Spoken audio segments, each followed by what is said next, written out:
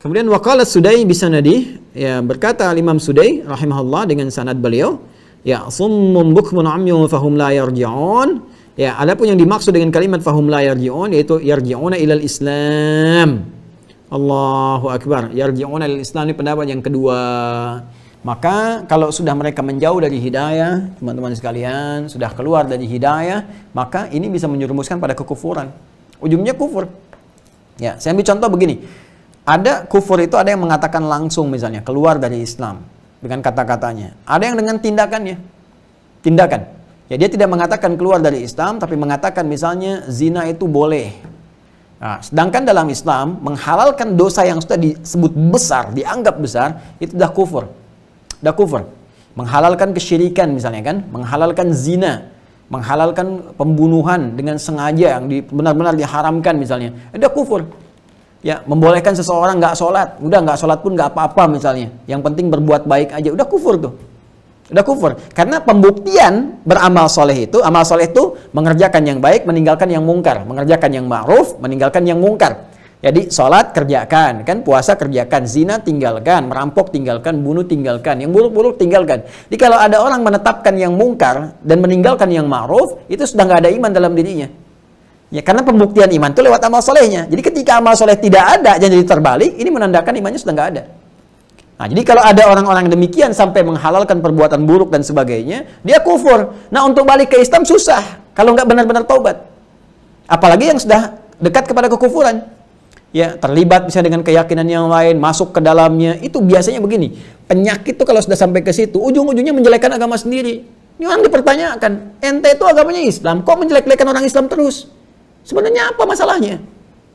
Ya, kita sudah hatam kok toleransi, menghormati, nggak ada masalah, kita nggak ganggu orang, menghormati orang lain, kita yang punya lakum dinukum waliyadin, kita yang punya la ikraha fiddin, kami menghormati yang lain, menghormati ibadah, nggak pernah paksa, ya, kita dakwahkan dengan kelembutan, kalau ditanya kita menjawab, kita bertoleransi dalam kebaikan, dalam urusan dunia kita berbagi, obat berbagi, herbal berbagi, kan? Makanan kita bisa berbagi, dalam urusan agama kita masing-masing. Ya, kita mendoakan pada kebaikan, bertanya kita jawab, dakwah dengan cara yang lembut. Kok tiba-tiba ente menyoal? Masalah ente apa?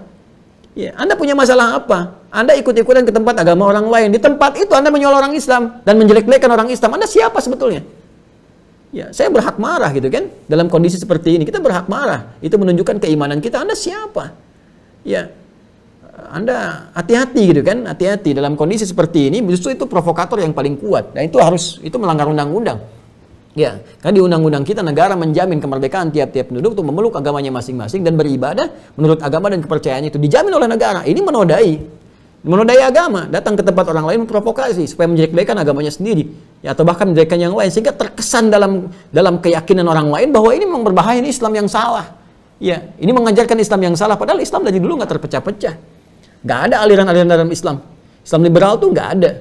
Islam plural nggak ada. Islam ya Islam. Ya, jadi ada orang yang berusaha memecah seakan-akan dalam Islam banyak aliran sehingga yang ini jangan diikuti, ini diikuti, tidak.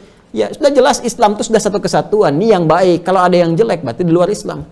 Ya, gampang aja caranya. Ada orang nyakiti orang lain, misalnya kan, oh ini ada aliran ISIS nih, tembak bom orang. Udah jelas itu bukan Islam, selesai. Dia cuma bawa nama Islam.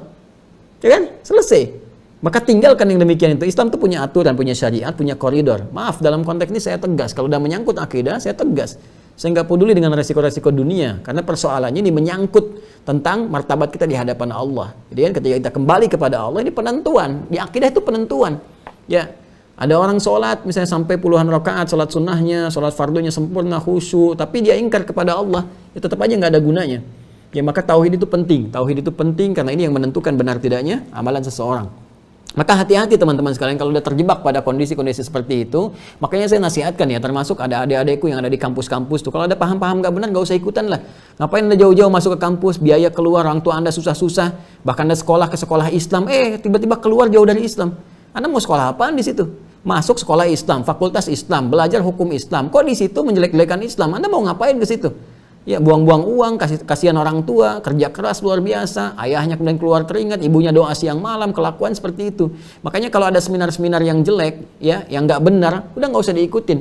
Kalau ada dosen yang bermasalah di kampus itu, mahasiswanya minta semua, ke rektoratnya, ke dekanatnya, sampaikan, usulkan, jangan ini yang ngajar. Ya, cari ustadz lain, cari guru lain. Apa enggak ada se-Indonesia guru-guru yang baik, dosen-dosen yang benar? Masa di kampus Islam ada orang yang melek-lekan Islam itu sendiri? Ya, bukan masalah metodologi. Kita punya metodologi itu mudah kita temukan, tapi kalau ajaran yang disampaikan salah walaupun metodologinya benar, ini yang bahaya. Ya. Kadang-kadang ada orang membawa metodologi untuk menyampaikan cara yang salah. Nah, ini yang paling luar biasa bahayanya. Hati-hati teman-teman. Saya tajam dalam masalah ini karena ini menentukan masa depan kita ke depan. Ya.